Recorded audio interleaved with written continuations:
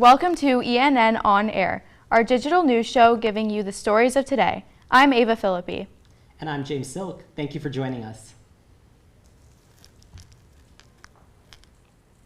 Tai Lei-Chi, the man who shot and killed University of North Carolina Chapel Hill faculty member Zhu Zheying, was taken into custody and charged with first-degree murder without bond on Tuesday.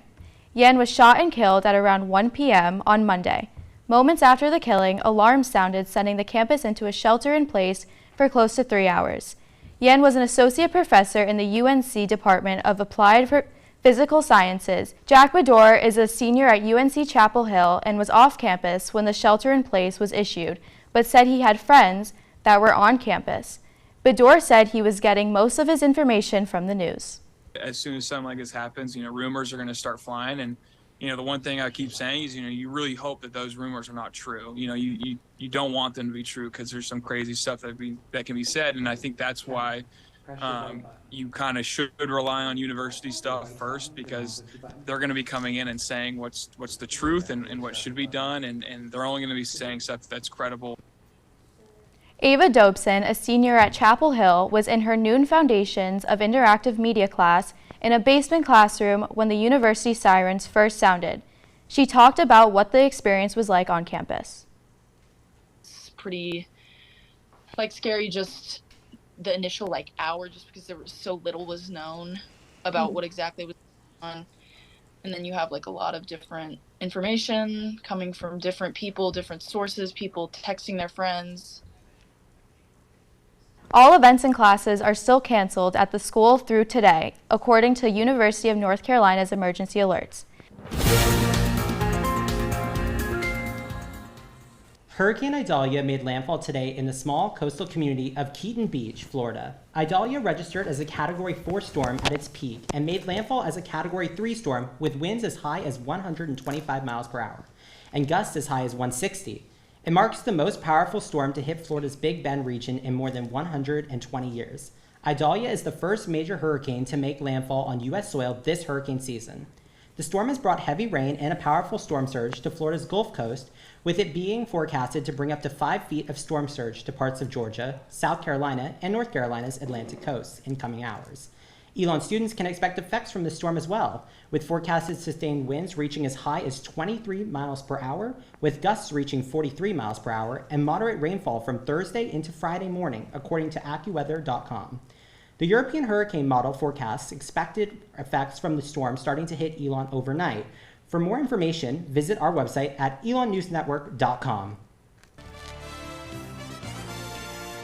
With Elon's football season starting Thursday, our Mason Willett spoke with one player on how he overcame adversity last season and is excited to get back on the field.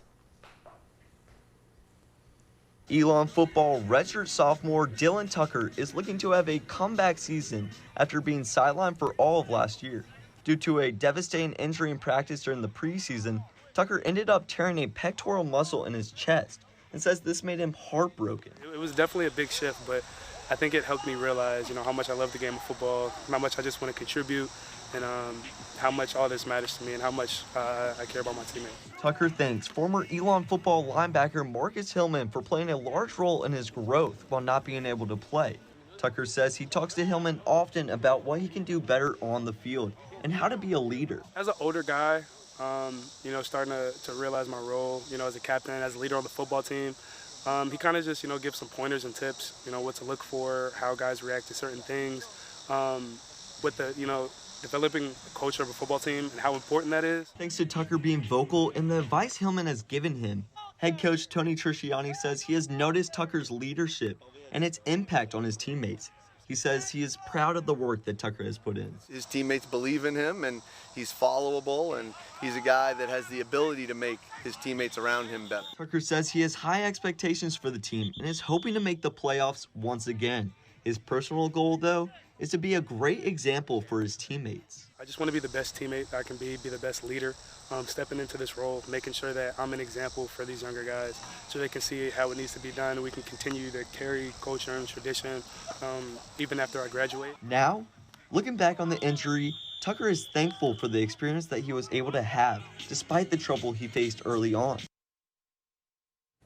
Tucker and the rest of the team will travel to Wake Forest to kick off the season tomorrow night at 7 p.m. Tomorrow's game doesn't just open up the season for Elon. It is also an in-state showdown that players have had circled on their schedules all summer. After an 8-5 season last year, the team looks to have more success despite many changes to the roster. Head coach Tony TRISCIANI says those changes haven't affected his belief in the team. I think we're a team that deserves votes. I think we're a team that can work our way into the top 20 very quickly. We just need to go out and win games. If you are not planning to attend the game tomorrow, Elon is offering students a watch party at the Mosley Center. Elon Sustainability Earth Day Every Day event allows the Elon community to learn about sustainability and the environment on a college campus. Our Fiona McAllister spoke to students and directors that participated in Elon's Sustainability Planting for the Planet event. They find greenery vital, especially when it comes to Elon's campus. The Elon Community Garden hosts more than just gardening. Students and faculty took part in painting pottery for their new houseplants provided by the Office of Sustainability.